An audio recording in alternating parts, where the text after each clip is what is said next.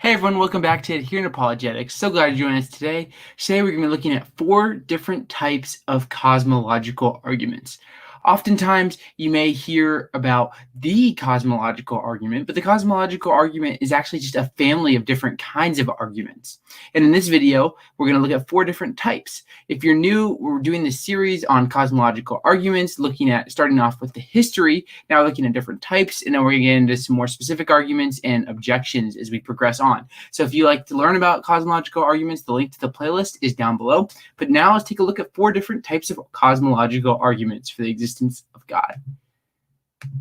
So the first is the typical Kalam cosmological argument, championed by people such as William Lane Craig, at least in the 21st and 20th centuries. It goes something like whatever begins to exist has a cause, the universe begins to exist, therefore the universe has a cause of its existence. This is a very typical version of the cosmological argument for the existence of God.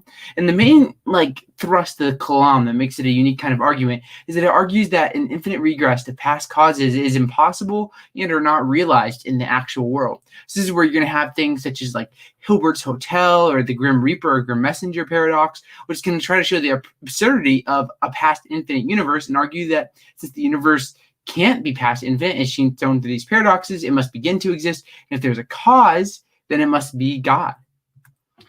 So we went back in slides because I'm a little potato. But now we're looking at Thomistic arguments. This is the second type of cosmological argument in a broad sense. So these are based on the impossibility of an essentially ordered infinite regress. So Thomistic arguments are fun because they'll grant the possibility of an infinite regress, but still say that there needs to be a sustaining cause, though not necessarily a first cause. So Apologetics 3:15 has a great little article laying out Thomistic arguments. Premise 1, there are dependent beings.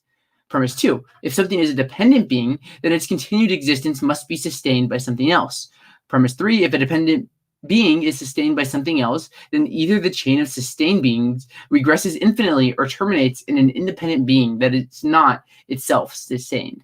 Premise 4, the chain of sustained beings cannot regress infinitely. And the conclusion is, therefore, the chain of sustained beings must terminate in an independent being that is not itself sustained. So there's lots of different kinds. You can look at some of the first and second way of Aquinas, or Ed Feser has an Aristotelian proof, which kind of falls in line with the Thomistic arguments. There's all kinds of different things you can look at here to see different kinds of Thomistic arguments for the existence of God. Finally, we have, well, not finally, but the final of deductive forms is the Leibnizian cosmological argument. There's different forms, but it's been recently championed by Alex Proust. And it goes something like this. Every contingent fact has an explanation. Then, premise 2, there's a contingent fact that includes all other contingent facts. This can be known as the big conjunctive fact, where we put all the contingent facts together.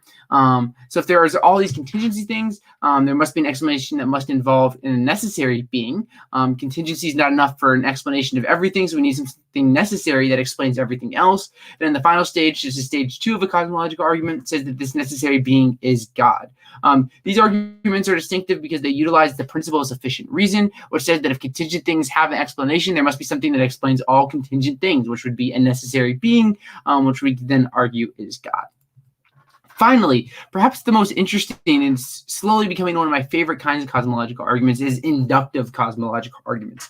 Perhaps you think the deductive proofs don't work. Maybe you think that the paradoxes aren't sound, but there's still hope for the theist arguing for theism. As Richard Swinburne in The Existence of God talks about inductive cosmological arguments. So in this book, he says there's quite a chance that if there is a God, he will make something of the finitude and complexity of the universe. It is very unlikely that a universe would exist uncaused, but rather more likely that God would exist uncaused. He also says that the existence of God is more likely than an uncaused, complex physical universe. Now, this is really interesting because it's getting into Swinburne's Bayesian format, where he's not going to establish some deductive proof that proves God exists, but just says, given the data, what's the best explanation? And Swinburne says, we have this very complex physical universe. You go to 10 to the 80th number of atoms.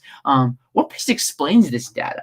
And Swinburne would think that it's more probable on theism than atheism that we'd have this very complex universe, which is something that's interesting because it's very intuitive, at least for myself. Before I got interested in philosophy or apologetics or any of these things, I always thought well, if atheism is true, why is there this universe?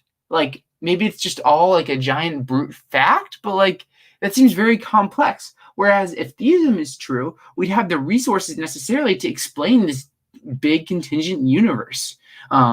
So it just seems like, given this data, that a complex physical universe is more expected on theism than atheism. So that's the 4 different kinds of cosmological arguments. I hope you enjoyed this. The link down below is to the playlist of all the different videos we got going on with the cosmological argument series. This is the 2nd video in that series. You can check back and see the brief history of cosmological arguments if you missed that one.